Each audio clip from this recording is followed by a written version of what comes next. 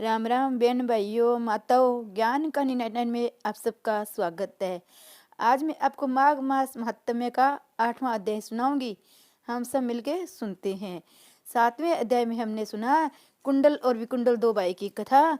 और एक भाई मित्रता पूर्वक यमुना नदी में 2 बार स्नान किया तो उसको स्वर्ग मिला। नम्रता पूर्वक 2 कदम भी साथ चलने से मित्र प्रेम की चिंता न करते हुए तो वह स्वर्ग का अधिकारी हो गया। तो माँ महात्म में स्नान करने से बहुत ही फल मिलता है। उसने 2 बार भी यमुना में स्नान किया तो उसके सारे पाप भी कट गए और स्वर्ग का वासी हो गया। श्री कृष्ण भगवान की जय। अब हम सुनते हैं 8वां अध्याय। यमदूत कहने लगा, तुमने बड़ी सुंदर वार्ता पूछी है। यद्यपि मैं प्राचीन हूँ फिर भी तुम्हारे स्नेहवश अपनी बुद्धि के अनुसार बतलाता हूँ। जो प्राणी काया वाचा और मनसा से कभी दूसरों को दुख नहीं देते वो यमलोक में नहीं जाते। हिंसा करने वाले वेद यज्ञ तप और दान से भी उत्तम गति को नहीं पाते। अहिंसा सबसे बड़ा धर्म तप और दान ऋषियों ने बतलाया है। जो मनुष्य जल या पृथ्वी पर रहने वाले जीवों को अपने भोजन के लिए मारते हैं वे कालसूत्र नामक नरक में पड़ते हैं और वहां पर अपना मांस खाते और रक्त पान करते हैं। पीप के कोच में उनको कीड़े काटते हैं। हिंसक जन्माद काने कुबड़े लूले लंगड़े दरिद्र और अंगहीन होते हैं। इस कारण इस लोक तथा प्रलोक में सुख की इच्छा करने वाले को काया वाचा था मन से दूसरे का द्रोह नहीं करना चाहिए। जो हिंसा नहीं करते उनको किसी प्रकार का भय नहीं होता। जिस तरह सीधी और टेढ़ी दोनों प्रकार की बहने वाली नदियां समुद्र में मिल जाती है वैसे ही सब धर्म अहिंसा में प्रवेश कर जाते हैं। ब्रह्मचारी गृहस्थ वनप्रस्थी यति सभी भी अपने अपने धर्म का पालन करने और जितेंद्रिय रहने से ब्रह्मलोक को प्राप्त करते हैं। जो जलाशय आदि बनाते हैं सदैव 500 यज्ञ करते हैं वे यमपुरी में नहीं जाते। जो इंद्रियों के वशीभूत नहीं है वे वेदवादी है और नित्य ही अग्नि अवन यज्ञ का पूजन करते हैं वे स्वर्ग को जाते हैं। युद्ध भूमि में जो सूरवीर मर जाते हैं वे सूर्य लोक को प्राप्त होते हैं। जो स्त्री शरण में आए हुए तब ब्राह्मण की रक्षा के लिए प्राण देते हैं वे कभी स्वर्ग से नहीं लौटते। जो मनुष्य लूले लंगड़े बाल वृद्ध अनाथ गरीबों का पालन करते हैं वे भी स्वर्ग में ही जाते हैं। जो मनुष्य गौओं के लिए पानी का आश्रय करते हैं कुआं तालाब बावड़ी बनवाते हैं वे सदैव स्वर्ग में निवास करते हैं। जैसे जैसे जीव उसमें पानी पीते हैं वैसे उनका धर्म बढ़ता है। जल से ही मनुष्य के प्राण हैं इसलिए जो प्याऊ आदि लगवाते हैं वे अच्छे स्वर्ग को प्राप्त होते हैं।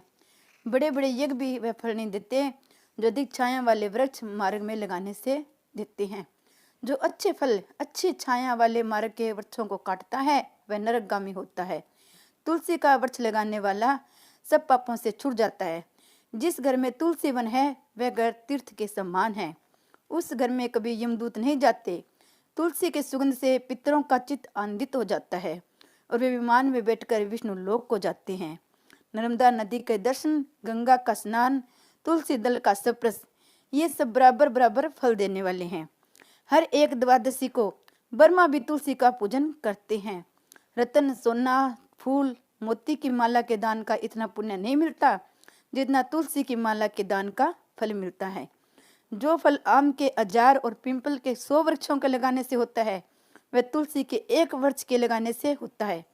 पुष्कर आदि तीर्थ गंगा आदि नदी वासुदेव आदि देवता सभी तुलसी में वास करते हैं।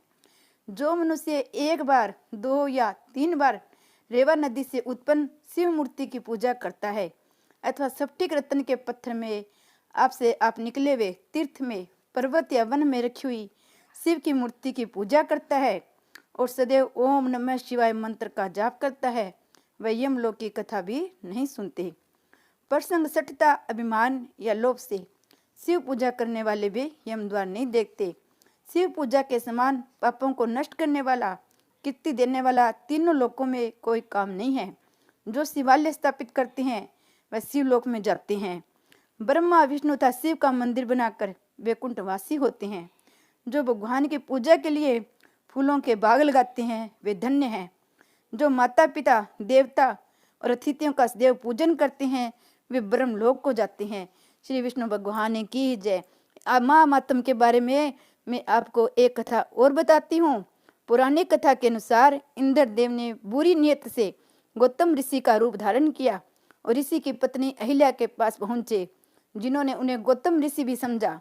गौतम ऋषि एक तपस्वी के पास दिव्य दृष्टि थी और वे सब कुछ जान बैठे और इंद्र को श्राप दे दिया। देवराज इंद्र ने क्षमा मांगते हुए श्राप मुक्ति का उपाय पूछा। तब ऋषि ने दया करके बताया कि श्राप कैसे तोड़ा जाए। गौतम ऋषि के अनुसार पूरे महीने में गंगा में स्नान करने से आपके द्वारा किए गए पापों से मुक्ति मिल जाएगी। इंद्रदेव ने गौतम ऋषि के अनुरोध पर माह के पूरे महीने गंगा में स्नान किया और अपने पापों से मुक्त हो गया। जब गौतम ऋषि ने अपनी पत्नी अहिल्या को पत्थर होने का श्राप दिया तो वह भी क्षमा मांगने लगी। तब उन्होंने कहा कि श्री राम त्रेता युग में अवतार लेंगे। जब वे यहाँ आकर सप्रस करेंगे, तत्पश्चात त्रेता युग में जब श्री राम वनवास में थे, तब वे माता अहिल्या का सप्रस कर पत्थर से मानव रूप में लौट आए थे। माँ महात्म का इतना धर्म पुण्य है कि इंद्र को भी स्नान करने से उनके पाप क्षय हो गए। श्री कृष्ण भगवान की जय।